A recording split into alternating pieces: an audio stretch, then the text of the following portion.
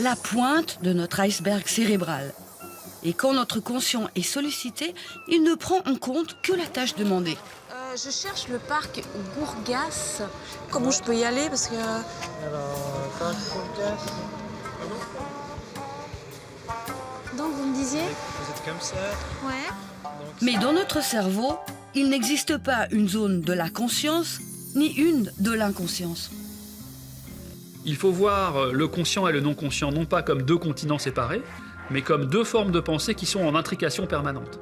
Parce que souvent, ça c'est un autre résultat important, ce sont les mêmes régions cérébrales qui traitent les informations consciemment ou pas consciemment. Et dans le sommeil profond, quand l'inconscient prend le pouvoir, notre cinéma nocturne peut nous jouer une toute autre réalité. On a dit beaucoup que le rêve servait à renforcer la mémoire, mais c'est surtout une machine qui fabrique des solutions, en fait. La nuit, le rêve brouille complètement les cartes, redistribue les enjeux et vous contraint à penser des choses inattendues. Enfin, lorsque nous sommes plongés dans un état de conscience modifié, comme sous hypnose, le thérapeute va fouiller dans notre arrière-boutique. L'image de l'inconscient qui me paraît assez sympathique, c'est l'arrière-boutique. C'est l'arrière-boutique de l'esprit. Tandis que l'attention, c'est, comme le disaient les stoïciens, c'est l'œil de l'esprit.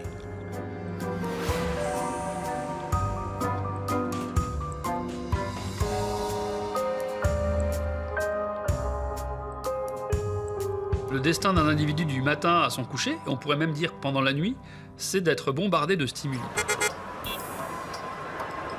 Lorsque nous prenons conscience d'une information, d'un signal qui est dans l'environnement, cette prise de conscience, elle est associée à plusieurs paramètres, plusieurs attributs. La première chose, c'est que la définition que nous avons de la conscience, c'est d'être capable de se rapporter à soi-même le fruit de la perception. Je vois tel objet, j'entends tel son.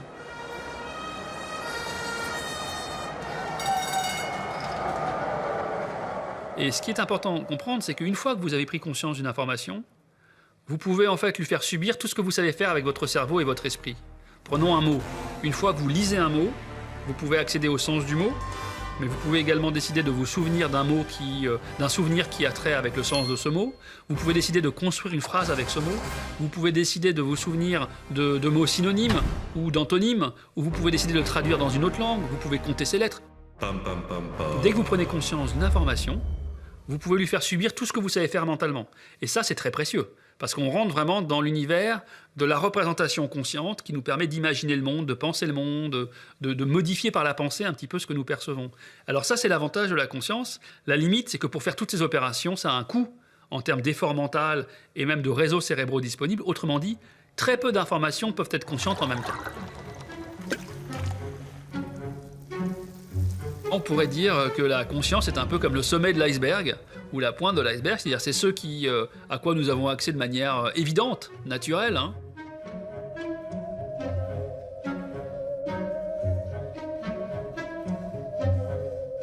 Il faut voir le conscient et le non-conscient non pas comme deux continents séparés, mais comme deux formes de pensée qui sont en intrication permanente. Parce que souvent, ça c'est un autre résultat important, ce sont les mêmes régions cérébrales qui traitent les informations consciemment ou pas consciemment.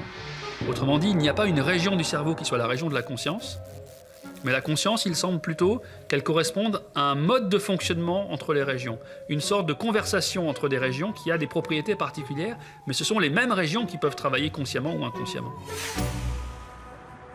Lorsque l'on renseigne quelqu'un sur la direction à prendre, par exemple, notre conscient ne prend en compte que la tâche demandée.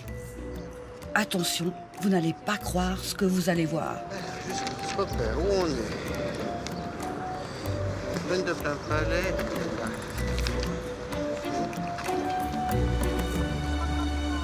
Alors, où on est? C'est la rue Bergalone. Dès que vous descendez, c'est la rue des Maraîchers. D'accord. Oui, c'est ça la rue là-bas, Bergalone. La rue des Maraîchers, c'est la rue qui part. Sur la droite. Voilà, dans Ok, ce sens-là. d'accord, très bien. Merci beaucoup, De rien, c'est madame. gentil. Au revoir. Elles sont deux, habillées différemment mais de la même couleur. Leur ton de voix est très dissemblable. les deux complices échangent leur place au passage du panneau diversion. Je cherche le parc Gourgas et je sais pas comment y aller depuis ici. Alors, nous, on se trouve... Vous pouvez le tenir, il n'y a pas de souci. Pardon, excuse. Donc, Nous, on se trouve juste ici, dans le coin. ok. Donc, vous pouvez prendre, en fait, la plus simple, c'est prendre la rue qui est là. C'est la rue. On aura pu changer beaucoup d'éléments de la première personne, voire son identité, sans que l'interlocuteur ne le remarque. Ça illustre bien le fait qu'avant que la porte ne passe, les paramètres, on pourrait dire les attributs, les objets visuels qui étaient perçus consciemment étaient une toute petite fraction de ce qui se passait. Et donc si on change la plupart d'entre eux, en général, on ne s'en rend pas compte. C'est un dernier point qui est illustré par ça, et c'est peut-être le plus difficile à comprendre, c'est que quand nous voyons le monde, nous prenons conscience de très peu de choses, mais nous croyons que nous voyons tout. Vous avez bien joué le jeu, hein, sans vouloir. Ok, d'accord. Vous avez pas remarqué, vous avez pas remarqué? C'est chouette. Super. C'est ça le truc. Oui. C'est surprenant. Quoi. Voilà. On ne peut prendre conscience que d'une infime proportion des informations qui nous environnent. Et c'est comme ça qu'on s'explique aujourd'hui le fait que nous pouvons avoir des traitements inconscients très riches, très très variés, mais qui sont limités parce qu'il n'y a pas tous ces cadeaux offerts avec les traitements conscients. Et le traitement conscient est beaucoup plus riche, mais il est par définition limité. Il est lent, il demande de l'effort, il est tardif dans la perception. Donc tout ça fait qu'il y a un goulot d'étranglement et nous n'allons prendre conscience que d'une infime fraction de ce qui nous entoure.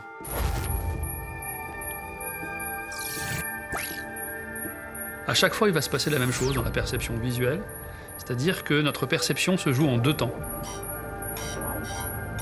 Dans un premier temps, ce qui va frapper votre rétine, les informations lumineuses qui vont s'imprimer sur la rétine, elles vont être transmises par le nerf optique au cerveau visuel. Autrement dit, ce qui se passe dans votre esprit-cerveau à ce moment-là, vous, comme sujet, vous n'êtes pas capable de vous le rapporter, de vous dire « Ah, j'ai vu le feu rouge, j'ai vu tel mot, j'ai vu telle image à la télévision, etc. » Et donc ça, c'est la première étape qui est assez complexe, assez riche, on peut parler de perception inconsciente, et elle va être suivie ou pas d'une deuxième étape qui est l'accès à la conscience, qu'on appelle la prise de conscience. Donc ça, c'est un message clé, on enchaîne deux temps. Premier temps non conscient, et deuxième temps, assez tardif pour nous, c'est 3/10 de seconde, la prise de conscience d'une information visuelle. Et pour renforcer encore la prédominance de l'inconscient, il y a la force des automatismes. 2000 ans de philosophie sur l'âme et la conscience nous ont expliqué depuis très longtemps qu'il y a d'abord l'habitude. Donc l'habitude est un émoussement de la conscience. On peut d'ailleurs rentrer chez soi par habitude sans même se rendre compte qu'on est en train de rentrer chez soi. Et l'habitude, c'est énorme. C'est-à-dire, il y a des pans entiers de ma vie qui sont mis en mode routine et en mode habituel. C'est Ravesson, un philosophe, qui a très bien parlé de l'habitude, cette sorte d'automatisme du quotidien. Et donc là, il y a une absence de conscience. Et prendre conscience de ses habitudes, c'est déjà une belle démarche pour réfléchir sur soi-même.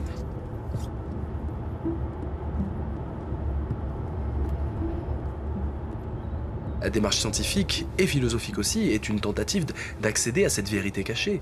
Donc, bien sûr que la conscience, elle est infime. Freud le dit d'ailleurs en définissant l'inconscient, c'est 9/10 de ce qu'on appelle la conscience de façon traditionnelle est totalement dérobée à la conscience.